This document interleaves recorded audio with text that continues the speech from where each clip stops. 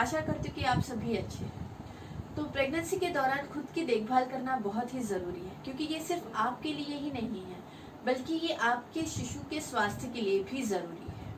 तो आज इस वीडियो में मैं आपके साथ शेयर करूंगी कुछ टिप्स जो मैंने मेरी प्रेगनेंसी के दौरान फॉलो किए थे और जिनकी मुझको बहुत ही ज़्यादा मदद मिली है। तो अगर आपको ऐसे ही वीडियोस देखने हैं प्रेगनेंसी के बारे में, माँ की देखभाल कैसे की जाती है या बच्चे की देखभाल कैसे की जाती है इस विषय पे, तो मेरे चैनल को सब्सक्राइब ज़रूर करें। और अब बढ़ते हैं आज की वीडियो की तरफ। तो मेरी पहली टिप है कि अपने डॉक्टर से सही समय पे मिलते रहें। ऑफकोर्स आपके डॉक्टर आपको बताएंगे कि एक शेड्यूल दे देंगे कि आपको कब जाके उनको मिलना है, तो ये बहुत ज़रूरी है कि आप उस शेड्यूल को फॉलो करें, क्योंकि अगर आपको अपनी प्रेगनेंसी के बारे में, आपके स्वास्थ्य के बारे में कोई भी सवाल है, तो डॉक्टर सबसे बेहतरीन इंसान है जिसके साथ आप ये सारी चीज़ें बात कर सकते हैं या डिस्कस कर सकते हैं। उसी के साथ डॉक्टर आपको बताएंगे हर समय कि आपको कब कौन सी जांच करना ज़रूरी है आपकी प्रेगनेंसी के दौरान। उसी के साथ डॉक्टर आपको कुछ दवाइयाँ भी दे सकते हैं जिनकी अगर आपको ज़रूरत है। प्रेगनेंसी के दौरान आयरन, कैल्शियम, मल्टीविटामिन, इस तरह के सप्लीमेंट्स लिए जाते हैं जो डॉक्टर आपको सजेस्ट करेंगे सही वक्त पे। प्रेगनेंसी के दौरान आपको अपनी शुगर का भी ख्याल रखना है, शुगर लेवल बॉडी में बढ़े नहीं, इसके लिए आपको डॉक्टर सजेशंस दे सकते हैं कि आपको क्या करना चाहिए। तो डॉक्टर से सही वक्त पे मिलना बहुत ज़रूरी है। मेरी दूसरी टिप है अपने खाने पीने की आदतों पे ध्यान रखें। हमें सबको पता है कि प्रेगनेंसी के दौरान पौष्टिक खाना खाना बहुत ज़रूरी है, लेकिन क्या आपको पता है कि ये इसे क्यों खाना है और किस तरह से खाना है। एक तो जब आप प्रेग्नेंट है तो आपके पेट में जो बच्चा है वो उसका विकास इतने तेज़ी से हो रहा है कि उसके लिए उसको बहुत सारी पौष्टिक चीज़ों की ज़रूरत है, सारी न्यूट्रिएंट्स की ज़रूरत है। तो आप जब भी कुछ खाते हैं तो न्यूट्रिएंट्स पहले बच्चे की तरफ जाते हैं और बाकी की जो न्यूट्रिएंट्स है वो आपके शरीर की तरफ आते हैं। तो ये बहुत ज़रूरी है कि आप पौष्टिक खाना खाएं। अगर आप तेल से भरी हुई चीज़ें, तली हुई चीज़ें या फैटी चीज़ें, अनहेल्दी चीज़ें खाएंगे तो बच्चे के डेवलपमेंट पे फ़र्क पड़ सकता है। उसी के साथ आपका वज़न बहुत ज़्यादा बढ़ सकता है, बच्चे के वज़न ना बढ़ते हुए आपका वज़न बढ़ सकता है, जो कि बाद में आपको कम करना मुश्किल हो सकता है।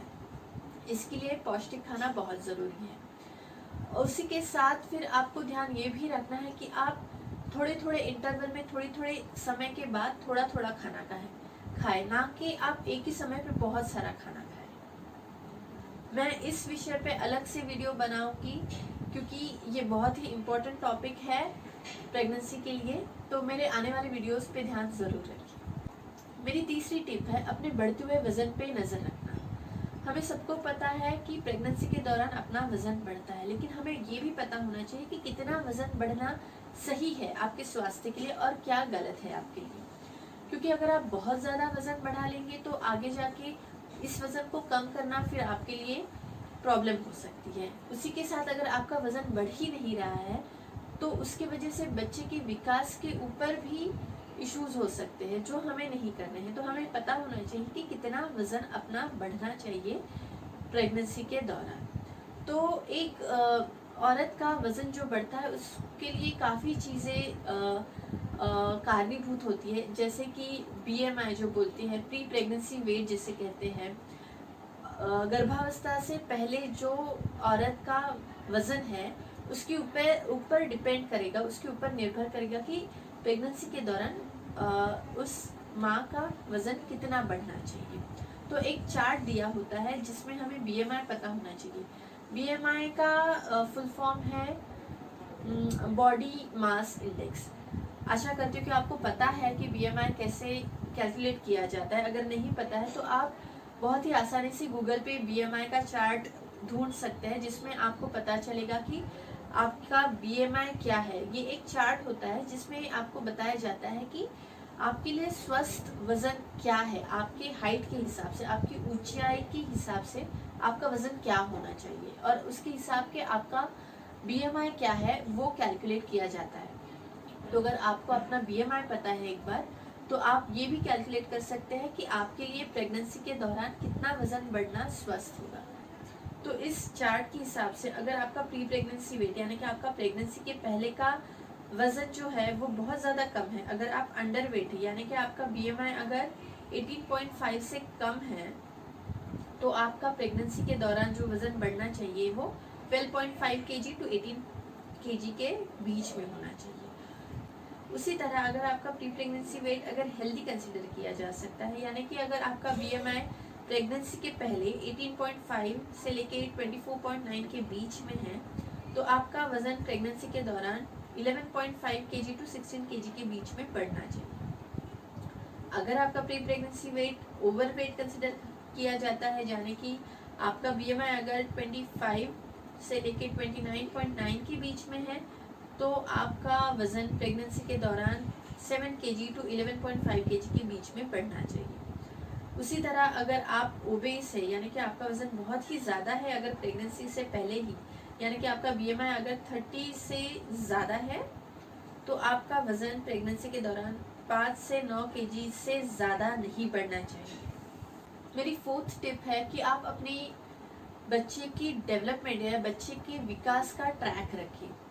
ऑफकोर्स आपके डॉक्टर आपको समय समय पे बताते रहेंगे कि आपका बच्चा जो है किस तरह से विकास कर रहा है आपके पेट के अंदर, लेकिन अगर आपको खुद को भी अगर इन सब बातों की नॉलेज है, अगर आपको पता है तो ये आपके लिए बहुत अच्छा हो सकता है। तो इसके लिए एक बहुत ही आसान चीज़ हम कर सकते हैं कि आजकल बहुत अलग अलग मोबाइल ऐप अवेलेबल है इंटरनेट पे।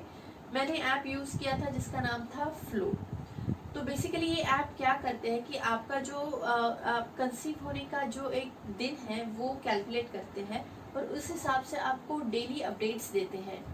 रोज़ आपको ये बताया जाएगा कि आज आपके बच्चे का वज़न कितना हो सकता है, आपके बच्चे का साइज़ क्या है, शेप क्या है, आकार किस तरह से बढ़ रहा है, आपका बच्चा किस दिन हाथ पैर हिलाना शुरू कर सकता है, आपका बच्चा किस दिन सुनना शुरू कर सकता है। इस तरह की अलग अलग चीज़ें, अलग अलग अपडेट्स आपको मिलते रहेंगे जो बहुत ही अच्छा है आपके नॉलेज के लिए, क्योंकि इसकी वजह से क्या होगा, अगर कुछ चीज़ें हैं जो सही नहीं जा रहे हैं तो आप सही समय पे इस चीज़ को नोटिस कर सकते हैं और डॉक्टर को कांटेक्ट कर सकते हैं अगर आपको ज़रूरत पड़ती है तो। मेरी 5वीं टिप है कि सही तरह से आराम करें। हम सबको पता है प्रेगनेंसी के दौरान आराम करना बहुत ही ज़रूरी होता है, क्योंकि आपका बच्चा जब विकास कर रहा है, बच्चे की जब डेवलपमेंट हो रही है तो आपकी जो एनर्जी है वो बहुत सारी एनर्जी बच्चे के विकास में यूज़ हो जाती है, जिसकी वजह से आपको काफ़ी समय ऐसा हो सकता है कि थकावट महसूस हो। तो आराम करना बहुत ही ज़रूरी होता है। उसी के साथ जैसे जैसे बच्चे का वज़न बढ़ेगा आपके लिए चीज़ें मुश्किल होती जाएगी, आपके लिए चलना फिरना थोड़ा सा मुश्किल होता जाएगा। तो बहुत ज़रूरी है कि आप सही मात्रा में आराम लें। रात को अच्छी तरह से नींद पूरी होना बहुत ज़रूरी है। उसी के साथ में अगर दिन में आप बीच बीच में कभी थोड़ी देर के लिए नैप ले सकते हैं तो आपके लिए बहुत अच्छा होगा। इसके वजह से आप एनर्जेटिक फील करेंगे दिन में और आपके बच्चे का और आपका मानसिक स्वास्थ्य है वो सही रहेगा। मेरी 6वीं टिप है कि बहुत सारा पानी पिए। प्रेगनेंसी के दौरान पानी पीना बहुत ज़रूरी है, क्योंकि प्रेगनेंसी के दौरान आपका जो खून है वो बहुत सारा काम कर रहा होता है, जैसे कि ऑक्सीजन और सारे न्यूट्रिएंट्स आपके बच्चे की तरफ लेके जा रहा है प्लासेंटा से होके, और उसी के साथ जो बाकी के जो वेस्ट मटेरियल है और जो कार्बन डाइऑक्साइड है वो बच्चे की तरफ से बाहर लेके जा रहा है। तो प्रेगनेंसी के दौरान आपका जो खून है वो 50% ज़्यादा बढ़ जाता है और इसके लिए आपको पानी पीना बहुत ज़रूरी है ताकि आप इस बढ़ोतरी को आप सपोर्ट कर सकें। तो इसके लिए सादा सिंपल पानी पीना तो अच्छा है ही, उसी के साथ आप अगर फ्रूट जूस इन्वॉल्व कर सकते हैं, दूध अगर आप इंक्लूड कर सकते हैं आपके खाने में तो बहुत ही अच्छा होगा। अगर आपको उल्टी जैसा महसूस हो रहा है और ज़्यादा पानी आप नहीं पी सकते हैं तो आप पानी में थोड़ा सा नमक और शक्कर डाल के ले सकते हैं, जिसकी वजह से आपको जो अगर उल्टी वाला फीलिंग आ रहा है तो वो भी, उससे भी थोड़ा सा आराम मिल जाएगा। पानी पीने के बहुत से फ़ायदे हैं, जैसे कि पानी पीने से कब्ज़ दूर रहता है, यूटीआई दूर रहते हैं, आपकी थकान की शिकायत, आपकी सर दर्द की शिकायत, अगर आपके शरीर में पैरों में कहीं पे सूजन है तो उसकी शिकायत और बाकी जो प्रेगनेंसी से रिलेटेड इश्यूज़ है उससे दूर रखने में पानी आपको मदद करेगा। कोशिश करें कि 8 से 10 ग्लास पानी आप प्रतिदिन पिए। मेरी 7वीं टिप है कि आप अपने शरीर का ख्याल रखें।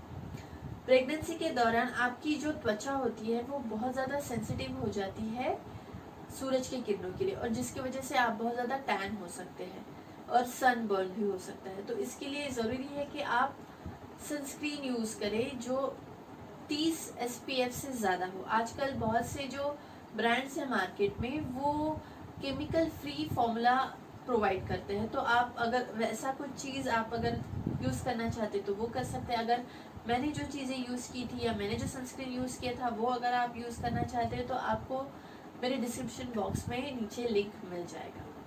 उसी के साथ प्रेगनेंसी के दौरान आपके पैरों में सूजन आना बहुत ही कॉमन चीज़ है, बहुत ही कॉमन शिकायत है। तो आपको एक बहुत कंफर्टेबल चप्पल खरीदना बहुत ज़रूरी है जो आपके पैरों को सपोर्ट करे। शायद आपको प्रेगनेंसी के दौरान एक साइज़ बड़ी भी लग सकती है। और ध्यान रखें कि दिन के दौरान कम से कम 2 या 3 बार आप अपने पैर थोड़े से ऊपर उठा के रखें, ताकि आपकी जो सूजन है, जो आपका पेन है, उसको थोड़ा सा आपको उससे आराम मिले। उसी के साथ आपको ध्यान रखना है कि आप कम से कम केमिकल्स यूज़ करें अपने कॉस्मेटिक्स में या आप जिस तरह का खाना खाते हैं उन खाने में। मेरी 8वीं टिप है कि ये जाने कि आपको डॉक्टर को कब बुलाना है। प्रेगनेंसी जो है वो बहुत ही कंफ्यूजिंग हो सकती है, स्पेशली अगर ये आपकी पहली प्रेगनेंसी है तो आपको जानना बहुत ज़रूरी है कि किस समय आपको डॉक्टर को कांटेक्ट करना ज़रूरी है। तो ये कुछ चीज़ें हैं जब आपको डॉक्टर को बुलाना ज़रूरी हो सकता है।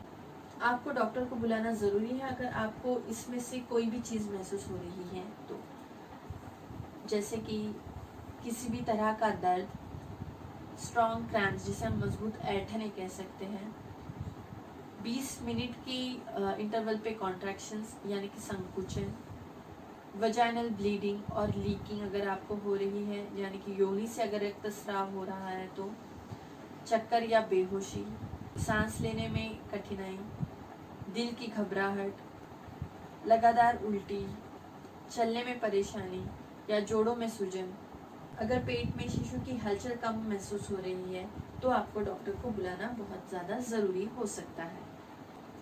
मेरी 9वीं टिप है कि आपको सही तरह का व्यायाम करना ज़रूरी है। अगर आप प्रेगनेंसी के दौरान एक्टिव रहेंगे तो ये आपके स्वास्थ्य के लिए बहुत ही अच्छा रहेगा। उसी के साथ इसके बहुत सारे फ़ायदे हैं, जैसे कि आपका तनाव कम करने में मदद करता है, आपके वजन को नियंत्रित रखता है, आपका सर्कुलेशन सुधारता है, आपकी मूड को बढ़ावा देता है और आपको अच्छी तरह से नींद देने में मदद करता है। अगर आप रोज़ाना 15 से 20 मिनट तक वॉक के लिए जा सकते हैं यानी कि घूमने के लिए जा सकते हो, ये बहुत अच्छी चीज़ है।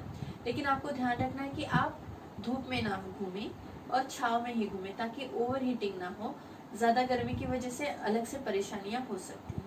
उसी के साथ प्रेगनेंसी के दौरान काफ़ी अलग अलग तरह की एक्सरसाइजेस है या व्यायाम है जो आप कर सकते हैं, लेकिन किसी भी तरह का व्यायाम शुरू करने से पहले अपने डॉक्टर से सलाह मशवरा ज़रूर करें।